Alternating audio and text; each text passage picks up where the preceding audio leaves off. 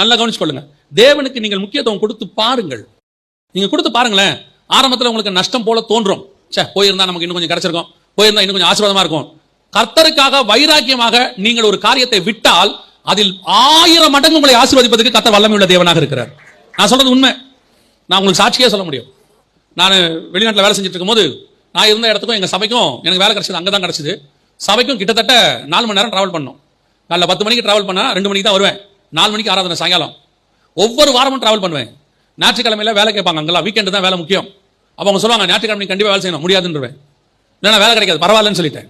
கர்த்தர் எனக்கு ஞாயிற்றுக்கிழமை லீவு கிடைக்கிற மாதிரி வேலை கொடுத்தாரு. அது வரைக்கும் நான் வேலைக்கே போல, வேலை கொடுத்தாரு. ஒரு நாள் எங்களுடைய ஓனர் சொன்னாரு, அவ்வளோ ஞாயிற்றுக்கிழமை இம்பார்ட்டண்டா எங்கப்பா நீ போறேனாரு. இல்ல சார் நான் சர்ச் போகணும். கண்டிப்பா எங்க போற? ஒரு இடத்த சொன்ன, இங்க போனோம். இங்க இருந்து அவ்வளவு தூரம் போயிட்டு வரியா? ஆமா. அவரே எனக்கு லீவ் கொடுக்க ஆரம்பிச்சுட்டாரு. அப்புறம் அவர் சொல்வாரு, ஏதாவது ஒண்ணா கொஞ்சம் பிரேயர் பண்ணிக்கப்பா அப்படிம்பாரு.